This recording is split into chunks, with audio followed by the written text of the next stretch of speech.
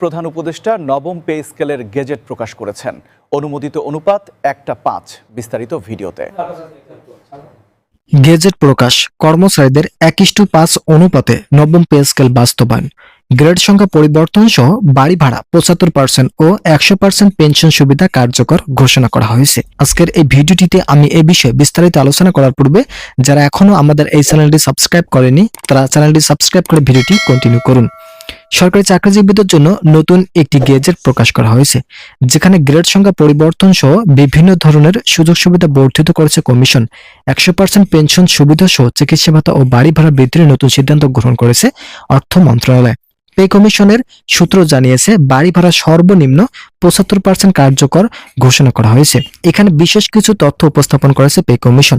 সরকারি চাকরিজীবীদের মধ্যে যারা শহর অঞ্চলে চাকরি করে থাকেন তাদের জন্য 75% বাড়ি ভাড়া নির্ধারণ করা হয়েছে। অপরদিকে যারা সিটি কর্পোরেশন এলাকায় চাকরি করে থাকেন তাদের জন্য থাকছে 60% বাড়ি ভাড়া বৃদ্ধির নতুন সুবিধা। ইতিমধ্যে এই বিষয়গুলো নিয়ে নতুন একটি গেজেট প্রকাশের মাধ্যমে সরকারি চাকরিজীবীদের নজর কেড়েছে পে কমিশন। বিভিন্ন সূত্র থেকে জানা যাচ্ছে, সরকারি চাকরিজীবীরা তাদের যে দাবিগুলো জানিয়েছেন সেগুলো পে কমিশন দ্রুত গতিতে বাস্তবায়ন করার লক্ষ্যে কাজ করে যাচ্ছে। ভিডিওটির এই মুহূর্ত পর্যন্ত এসেও আপনারা যারা এখন আমাদের এই চ্যানেলটি সাবস্ক্রাইব করেননি তারা সাবস্ক্রাইব করে পাশে থাকা বেল আইকনটি অল করে দিন।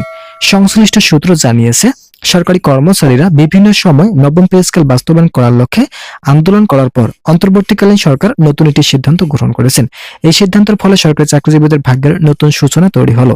আজ যেহেতু পে কমিশন ও অর্থ মন্ত্রণালয় নতুন একটি বৈঠক করেছে, এই বৈঠকের মাধ্যমে তারা তাদের দাবিগুলো উপস্থাপন করেছেন।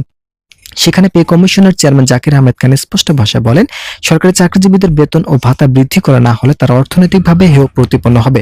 তাই দ্রুত গতিতে নবম পে স্কেল বাস্তবায়ন করে সরকারি চাকরিজীবীদের অবস্থানকে শক্তিশালী করা হবে। তবে এখানে বেশ কিছু জটিলতা তৈরি হয়েছে। অন্তর্বর্তীকালীন সরকার যেহেতু পে কমিশনকে দায়িত্ব দিয়েছে, তবে পে কমিশন কাজ করতে কিছুটা বিলম্ব হচ্ছে। তাই প্রধান উপদেষ্টা ডক্টর ইউনূস চাচ্ছে নিজেই তত্ত্বাবধানের মাধ্যমে বেতন স্কেল পরিবর্তন করবেন। ভিডিওটির এই মুহূর্ত পর্যন্ত এসেও আপনারা যারা চ্যানেলটি সাবস্ক্রাইব করেননি তারা সাবস্ক্রাইব করে পাশে থাকা বেল আইকনটি অল করে দিন। পে কমিশনের চেয়ারম্যান ও অর্থ মন্ত্রণালয়ের বিভিন্ন সদস্যদের সঙ্গে বৈঠককালে একটি নতুন সিদ্ধান্ত উপনীত হয়েছে কর্তৃপক্ষ।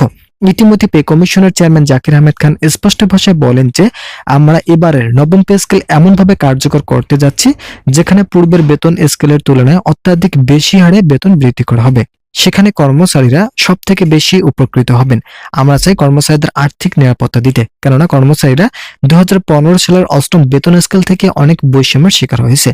অবশেষে অন্তর্বর্তীকালীন সরকারের নির্দেশে সরকারি চাকরিজীবীদের বৈষম্য দূর করার মাধ্যমে সরকারি চাকরিজীবীদের অর্থনৈতিক স্থিতিশীলতা গতিশীল করা হবে।